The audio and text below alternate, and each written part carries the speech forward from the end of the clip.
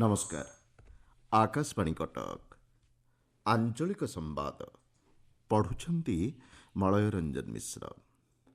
मुख्य संवाद इस्रोर SpaDeX mission अधीन सैटेलाइट डॉकिंग व्यवस्था सफलतार सह संपन्न करी विश्व चतुर्थ राष्ट्रर मान्यता हासिल कला भारत। जातीय शिक्षानीति राज्य में कार्यकारी करने लक्ष्य नहीं गठित है स्टीयरिंग कमिटी। राज्य में एचएमपीवी संक्रमण नहीं कौन सूचना नहीं कहले जनस्वास्थ्य निर्देशक।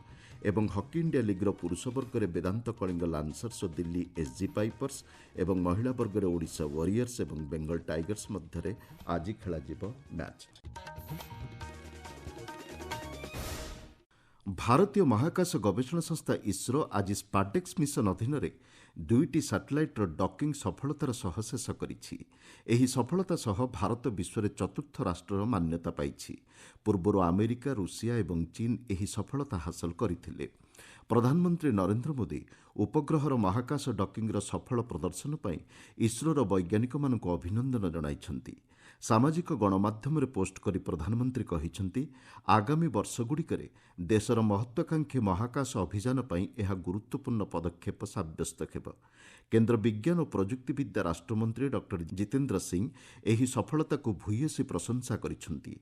एही अभियान द्वारा भारतीय अनुसंधान स्टेशन चंद्रयान 4 एवं गगनयान समेत समस्त भविष्यत अभियानगुड़िक सुरुखुरुरे परिचालित हेब बोली डॉक्टर सिंह आशा व्यक्त करिछन्ति।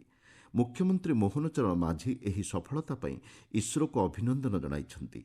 सामाजिक गणमाध्यम मुख्यमंत्री कहिछन्ति एही ऐतिहासिक उपलब्धि देशर अंतरिक्ष गवेषणा एवं प्रजुक्ति क्षेत्र को शक्ति प्रदान करिब। राज्य में आसंता शिक्षावर्ष 2025-26 जातीय शिक्षानीति 2020 लागू कराଯିबा नै गणशिक्षा विभाग पक्षर विज्ञप्ति प्रकाश पाइछि।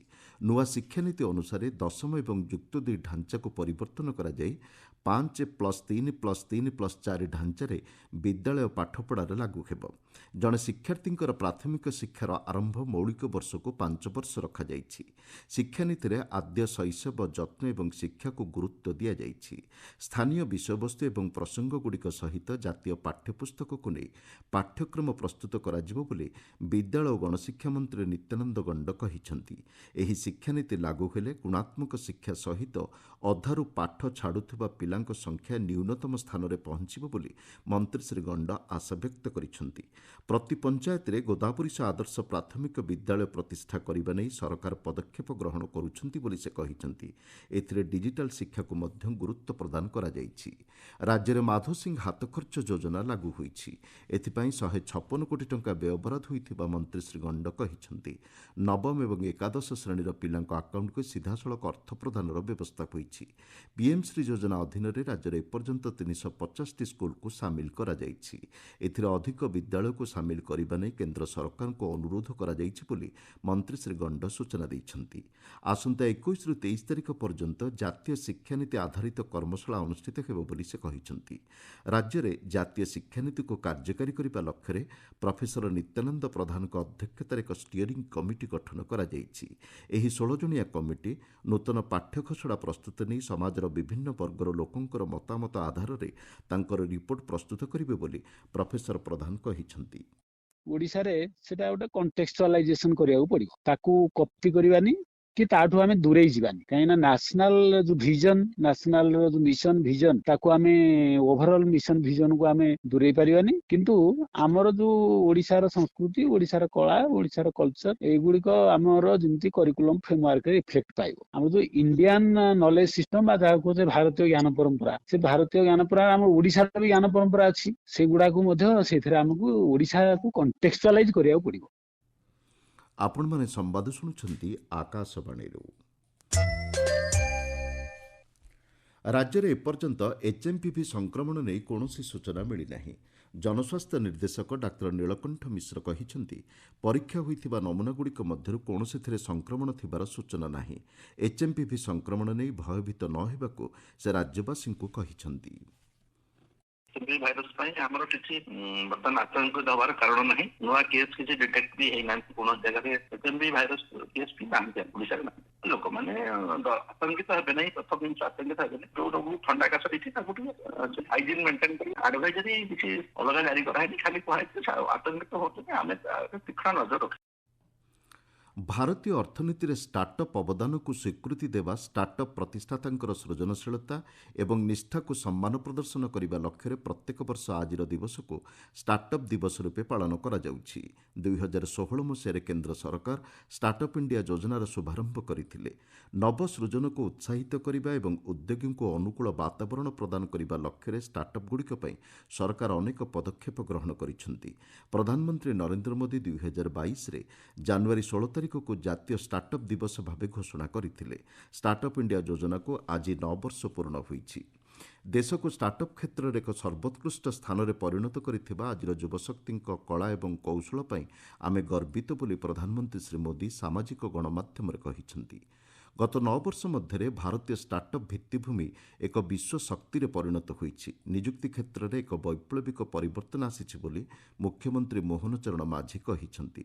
ସ୍ୱାସ୍ଥ୍ୟ, ଶକ୍ତି, କୃଷି, ସୂଚନା ପ୍ରସାରଣ, କୃତ୍ରିମ ବୁଦ୍ଧିମତ୍ତା, ଅତ୍ୟାଧୁନିକ ଜ୍ଞାନକୌଶଳ ଆଦି ବିଭିନ୍ନ କ୍ଷେତ୍ରରେ ଷ୍ଟାର୍ଟଅପ୍ ଯୋଜନା ଏକ ଅଭୂତପୂର୍ବ ପରିବର୍ତ୍ତନ ଆଣିଥିବା କେନ୍ଦ୍ରମନ୍ତ୍ରୀ ଧର୍ମେନ୍ଦ୍ର ପ୍ରଧାନ କହିଛନ୍ତି। ଓଡ଼ିଶାରେ ମଧ୍ୟ ଷ୍ଟାର୍ଟଅପ୍ କ୍ଷେତ୍ର ଯଥେଷ୍ଟ ଅଗ୍ରଗତି କରିଥିବା ଜଣାପଡ଼ିଛି। ଏପର୍ଯ୍ୟନ୍ତ ରାଜ୍ୟରେ 2000 ଅଧିକ ଷ୍ଟାର୍ଟଅପ୍ ଗଠିତ ହୋଇଥିବା ଜଣାପଡ଼ିଛି। ତେବେ ସେଥିମଧ୍ୟରୁ ଅର୍ଦ୍ଧାଧିକ ମହିଳାଙ୍କ ନେତୃତ୍ୱରେ ପରିଚାଳିତ ହେଉଛି। ଗତବର୍ଷ ରାଜ୍ୟରେ 587ଟି ନୂଆ ଷ୍ଟାର୍ଟଅପ୍ ଗଠନ କରାଯାଇଛି। ଷ୍ଟାର୍ଟଅପ୍ ଓଡ଼ିଶାର କାର୍ଯ୍ୟନିର୍ବାହୀ ଅଧିକାରୀ କମଲଜିତ ଦାସ କହିଛନ୍ତି, ଆସନ୍ତା 28 ଏବଂ 29 ତାରିଖରେ ଭୁବନେଶ୍ୱରରେ Utkarsh Odisha make in Odisha conclave 2025ରେ 40ଟି ଷ୍ଟାର୍ଟଅପ୍କୁ ଉତ୍ପାଦ ପ୍ରଦର୍ଶନ କରିବାର ସୁଯୋଗ ମିଳିବ। ଏହି ଅବସରରେ ଷ୍ଟାର୍ଟଅପ୍ କ୍ଷେତ୍ର ଆଧାରିତ ଆଲୋଚନାଚକ୍ର ଏବଂ ପ୍ରସଙ୍ଗ ଭିତ୍ତିକ ଅଧିବେଶନ ଆୟୋଜନ କରାଯିବ ବୋଲି ସେ ସୂଚନା ଦେଇଛନ୍ତି। ଲୋକଙ୍କ ସମସ୍ୟାକୁ ତ୍ୱରିତ ସମାଧାନ ଲକ୍ଷ୍ୟ ନେଇ ପ୍ରଶାସନିକ ଅଧିକାରୀଙ୍କ ଗାଁ ଅଭିମୁଖେ ଯାତ୍ରା ଅଭିଯାନ ଗଞ୍ଜାମ ଜିଲ୍ଲାରେ ଆରମ୍ଭ ହୋଇଛି। ପ୍ରଥମ ପର୍ଯ୍ୟାୟରେ ଜିଲ୍ଲାର ଆସିକା ବ୍ଲକ ଅନ୍ତର୍ଗତ ବାବନପୁର ପଞ୍ଚାୟତ, ବେଲଗୁଣ୍ଡାର ଗାଙ୍ଗପୁର, ଭଞ୍ଜନଗର ଏବଂ ଜଗନ୍ନାଥ ପ୍ରସାଦରେ ଏହି ଅଭିଯାନ କାର୍ଯ୍ୟକାରୀ କରାଯାଇଛି। ପାନୀୟ ଜଳ ସମସ୍ୟା, ସ୍ୱଚ୍ଛତା, ବର୍ଜ୍ୟବସ୍ତୁ ପରିଚାଳନା, ଶିକ୍ଷା ବ୍ୟବସ୍ଥା ଆଦି ବିଭିନ୍ନ ପ୍ରସଙ୍ଗ ଉପରେ ପ୍ରଶାସନିକ ଅଧିକାରୀମାନେ ଗ୍ରାମବାସୀଙ୍କ ସହ ଆଲୋଚନା କରିଛନ୍ତି। ଆସିକା ତହସିଲଦାର ସଙ୍ଗୀତା ସେନଙ୍କ ଅଧ୍ୟକ୍ଷତାରେ ଜିଲ୍ଲାସ୍ତରୀୟ ବିଭାଗୀୟ ଅଧିକାରୀ ଏହି ଅଭିଯାନରେ ସାମିଲ ହୋଇଛନ୍ତି। ସେହିପରି ଭଞ୍ଜନଗର ଅନ୍ତର୍ଗତ ଗାଙ୍ଗପୁରଠାରେ ଅନୁଷ୍ଠିତ ଏହି ଅଭିଯାନରେ ବିଧାୟକ ନୀଳମଣି ବିଶୋଇ ଏବଂ ଉପଜିଲ୍ଲାପାଳ ଅନିଲ କୁମାର ସେଠୀ ପ୍ରମୁଖ ଯୋଗ ଦେଇଥିଲେ। ସ୍ଥାନୀୟ ଜନସାଧାରଣଙ୍କ ସମସ୍ୟା ଉପରେ ଆଲୋଚନା ଅନୁଷ୍ଠିତ ହେବା ସହ ଏହାର ସମାଧାନର ପନ୍ଥା ବାହାର କରିବାକୁ ବିଧାୟକ ଶ୍ରୀ ବିଶୋଇ ପ୍ରଶାସନିକ ଅଧିକାରୀଙ୍କୁ ନିର୍ଦ୍ଦେଶ ଦେଇଛନ୍ତି। ଭଦ୍ରକ ଜିଲ୍ଲା ଚାନ୍ଦବାଲି ବ୍ଲକ ଧାମରାଠାରେ ସ୍ଥାନୀୟ ମତ୍ସ୍ୟଜୀବୀଙ୍କ ପକ୍ଷରୁ ଗଙ୍ଗାମାତା ପୂଜା ଆରମ୍ଭ ହୋଇଛି। ମୃଣ୍ମୟୀ ମୂର୍ତ୍ତି ପ୍ରତିଷ୍ଠା କରାଯାଇ ଗଙ୍ଗାମାତାଙ୍କର ପୂଜା କରାଯାଉଛି। 10 ଦିନ ଧରି ଅନୁଷ୍ଠିତ ହେବାକୁ ଥିବା ଏହି ପୂଜା ସମୟରେ ମତ୍ସ୍ୟଜୀବୀମାନେ ସମୁଦ୍ରକୁ ମାଛ ଧରିବାକୁ ଯାଆନ୍ତି ନାହିଁ। ଅତ୍ୟନ୍ତ ନିଷ୍ଠା ଏବଂ ଶ୍ରଦ୍ଧାର ସହ ସେମାନେ ପ୍ରତ୍ୟେକ ବର୍ଷ ଏହି ପୂଜା ପାଳନ କରିଥାନ୍ତି। ଆଠଗଡ଼ ବନଖଣ୍ଡରେ ଆସନ୍ତା 18 ତାରିଖରୁ ପକ୍ଷୀ ଗଣନା କାର୍ଯ୍ୟ ଆରମ୍ଭ ହେବ।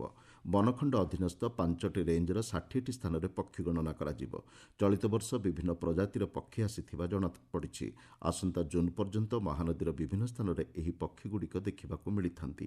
ଗଣନା ପାଇଁ 60ଟି ଦଳ ଗଠନ କରାଯାଇଛି। ପକ୍ଷୀଙ୍କ ସୁରକ୍ଷା ପାଇଁ ବିଭିନ୍ନ ପଦକ୍ଷେପ ଗ୍ରହଣ କରାଯାଇଛି ବୋଲି ବନ ବିଭାଗ ପକ୍ଷରୁ କୁହାଯାଇଛି।